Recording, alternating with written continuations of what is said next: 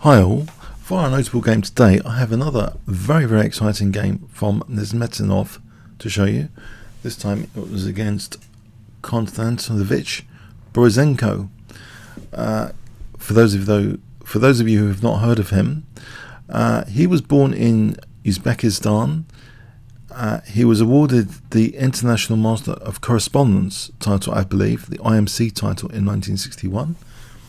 And the Grandmaster of Correspondence title in 1966. He finished second in the World Correspondence Championship of 1965. He was joint USSR Correspondence Champion in 1957 and 1962. He was the Uzbekistani Champion in 1966, 68, 71. Okay, so let's see what happened. Rashid, as mentioned, of playing white, e4. We have e5. Knight f3, knight c6, bishop b5, standard Roy Lopez so far. Standard stuff. Black here plays the slightly unusual d6, usually b5 or bishop e7 is played here, or taking. But d6, black has an intention here to, by protecting e5, to try and get this light square bishop as rapidly as possible. d3 is the most common move here, and this does allow black this forcing move continuation b5, bishop b3, and this move knight a5. This is thought to be on the equal side actually. You might think, why don't more players try and do this? Because isn't this a dangerous bishop on b3? Okay, it's a way of playing it. Knight c3. It's not the end of the world to lose the light square bishop here. White would have some dynamic play on the A file, for example. Bishop e7. White plays now h3. Castles. Rook e1. Black now played c6, so there's no rush to take on b3. Knight e2. This knight is heading for g3,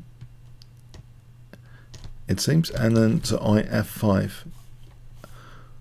King h8.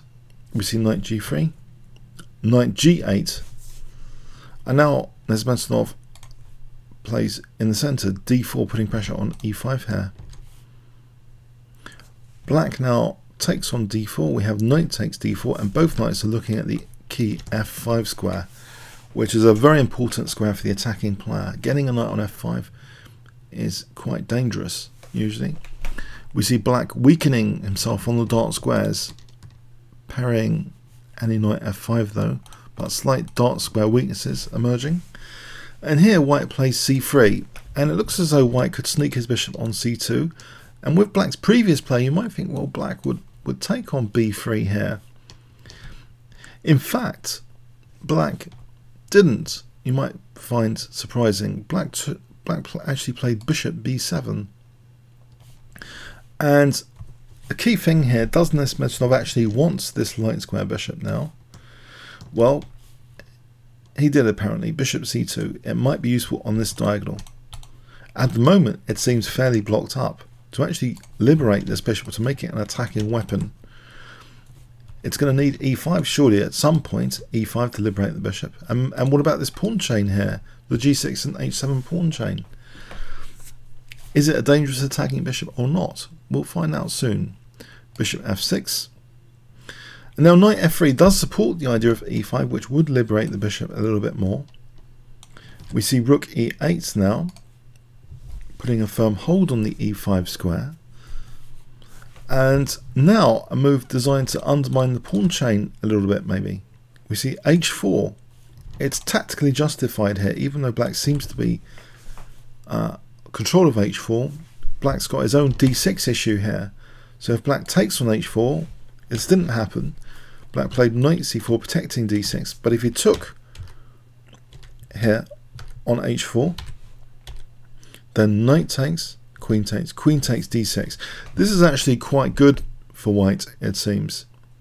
For example, queen c7 is annoying with these pieces being attacked. And if knight c4, queen d7 hits the bishop, and if a move like rook e7, check. This is slightly awkward for white.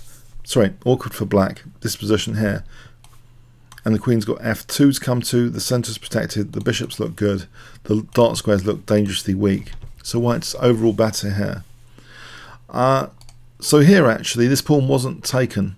It's giving up the dark square bishop where black's already weak on the dark squares. It's not a good idea in principle if it's not actually even winning material. So knight c4, maybe bishop takes h4 is a concern. White played knight g5 anyway, not only protecting the pawn but threatening the dangerous fork of queen and king here. Black defended with knight h6. And here is where fireworks start. This is Nezhmetdinov as a rabid dog actually attacking the opponent's king. Forget Rashid Nezhmetdinov. This is rabid dog Nezhmetdinov now in the following play. Can you see the start sequence? And remember, Mikhail Botvinnik said although there were very promising players around this time, you know, like Bronstein, Kiev, Tal, it was Nezhmetdinov he thought was absolutely fantastic at spotting combinations. So we're here with the master of combinatory play. What does white start with to kick off things here against black's king safety? Remember, a slight clue before, did white really want to preserve the bishop? There was an issue, the diagonal seems quite defended at the moment. How can white actually, with tactical means, try and open up this diagonal, make it more dangerous, perhaps, for this bishop on c2? If I give you 5 seconds to pause the video, you might want to study this position as long as you want. So 5 seconds starting from now to pause the video. What would you play with white?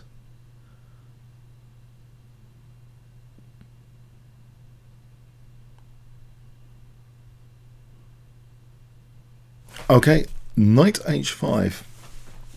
Yeah, the threat is clear. If we can take off the dark square bishop, black's already weakened on the dark squares. That would be ideal. We can then play moves like b3, maybe bishop b2 later and c4 and really use that diagonal. So this is a serious thing. And if the bishop retreats to e7 again, b3, c4, we're going to be using this diagonal, if nothing else. So black takes that piece, queen takes h5, and we start to witness in the variations some of the absolute beautiful resources of the position here. The queen is obviously attacking the knight, but how to defend? Black played bishop g7 in the game. On king g7, can you see what white can play here? This didn't happen, but what can white play here? And apparently Nezhmetdinov saw all of this. If I give you 5 seconds here, what would you play in this position?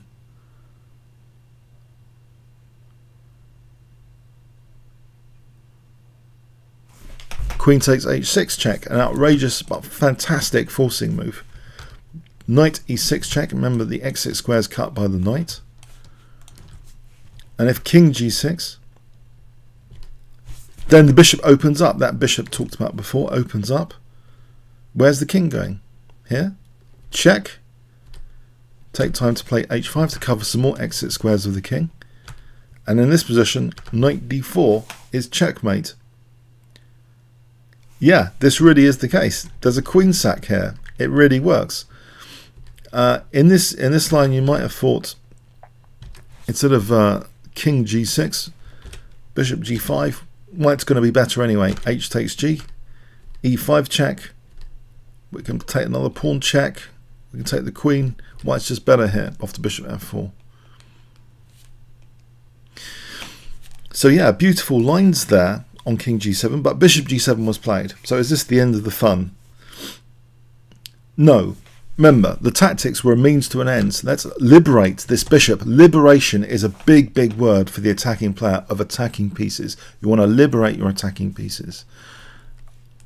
And it wasn't taken. Black may be regretting not taking that bishop, which his whole opening seemed to be accelerated in design for, to stabilize e5 to snap off this bishop. It's now being liberated with e5. Stronger than knight takes f7, because of course black has the defensive resource here, but this defensive resource is destroyed because knight takes f7. Of course we'll have queen takes h7 now, checkmate, with the queen and bishop coordinating on h7. Black played f5. Things are getting nasty now. Nezhmetdinov now continues very aggressively in this position. What does white play here? If I give you 5 seconds, starting from now.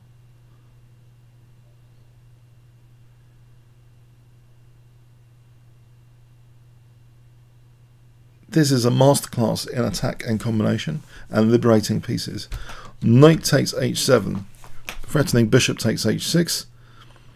Black defended the h6 piece. If he takes with the king,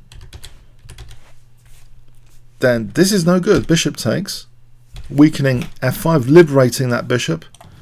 Queen takes f5 check, check, and this is just going to be a massacre here. Position, it's massively better for white. It's a total massacre, this position. Black's end is coming soon. So black, yeah, he doesn't want that. His king blown wide open. Rook e6. But now knight f6, and it's an interference tactic. Threatening now again. Bishop takes h6, renewing that threat. Black tries to defend with a counter sack of the exchange at least. Rook takes. Queen takes. Has he stabilised his position?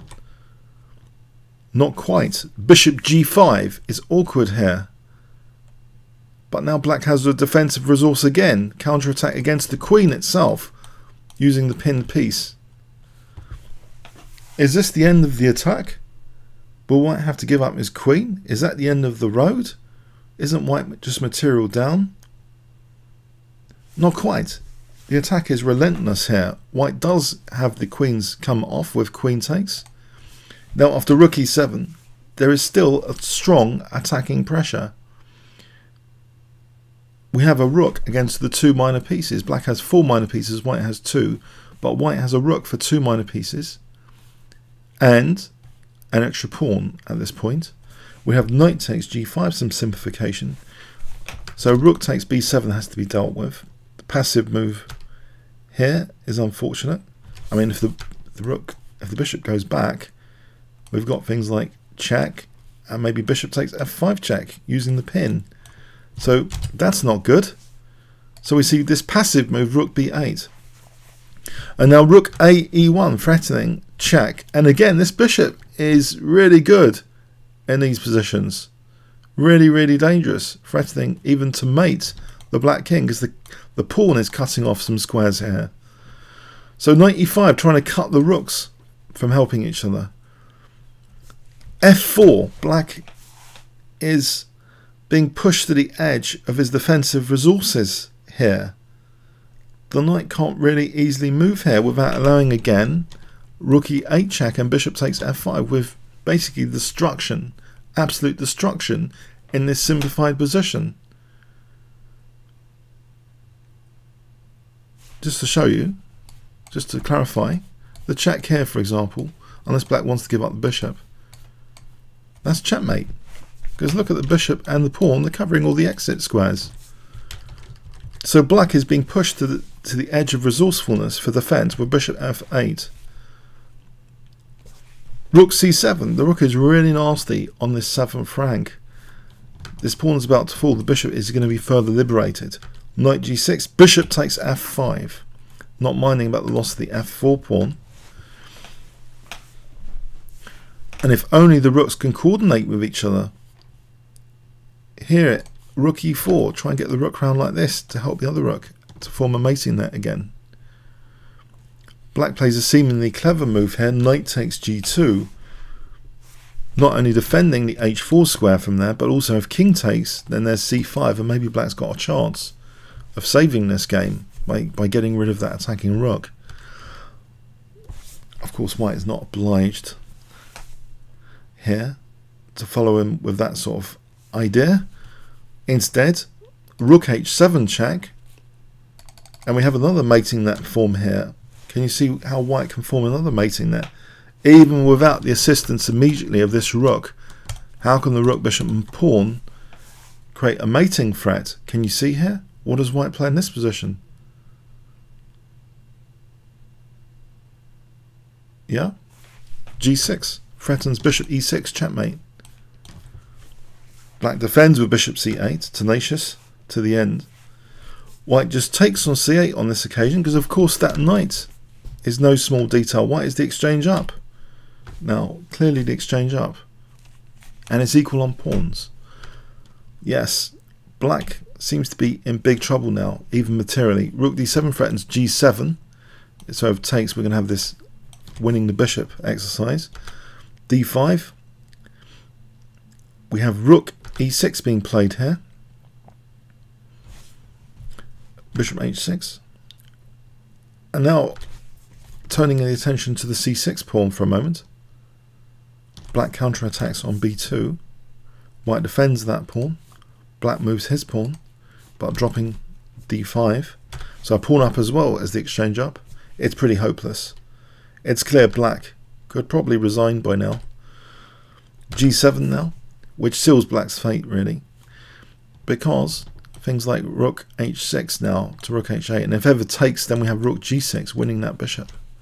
King h7, temporary, delaying to the end. Rook e3 hitting the bishop and threatening rook h3 check. It's hopeless.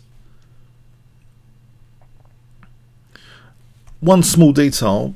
Okay, black resigned here, but let's just check out one small detail. Is the bishop actually helping h8? Does it matter? If check, here, we won't play rook h8.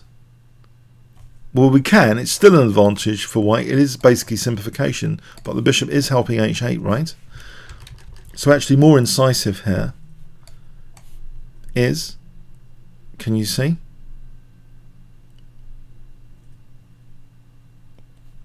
Yeah, we can either play the check or queen to win the rook. We can queen, win the rook here. It's totally hopeless for black. Yeah. Okay, so yes, this was Rabid Dog Nezhmetdinov game.